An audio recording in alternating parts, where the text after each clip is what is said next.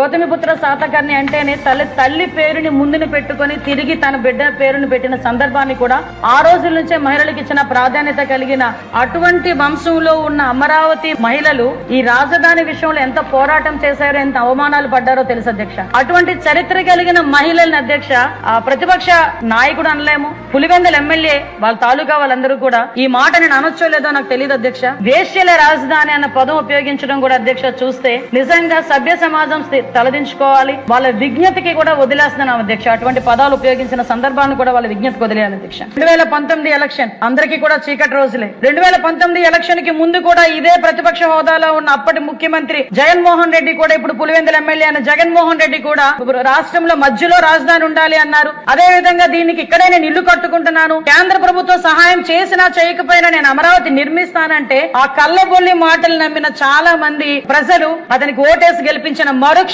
ఏదో అంటారు కదా, రెండో సైడ్ ఉంటుందని చెప్పి రాక్షసుడు రెండో వైపు చూపిస్తాడు అన్నట్టుగా ఆ రోజు అది రెండో వైపు చూపించి 2019 డిసెంబర్ 18వ తారీఖు అతను చేసిన ప్రకటన అధ్యక్ష ఒక్కసారిగా రాష్ట్ర ప్రజలతో పాటు అమరావతి రైతులు కూడా ఉలిక్కిపడే పరిస్థితి అధ్యక్ష.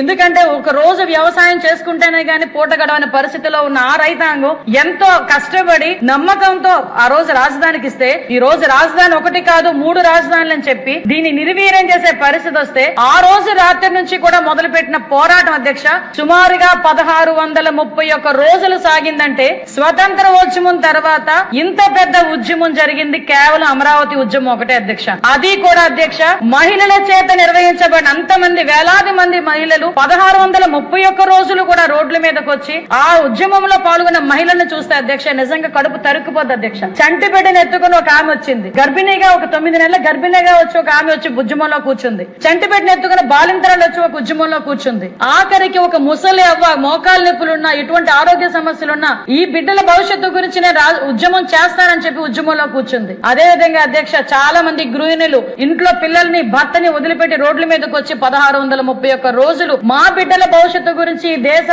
దేశ భవిష్యత్తు గురించి మేము పోరాటం చేస్తున్నామని 1631 రోజులు చేశారంటే ఆ దాని ఫలితం అధ్యక్ష ఈ రోజు మనం పెట్టుకోబోయే తీర్మానం అని చెప్పి నేను చెప్తున్నాను అధ్యక్ష.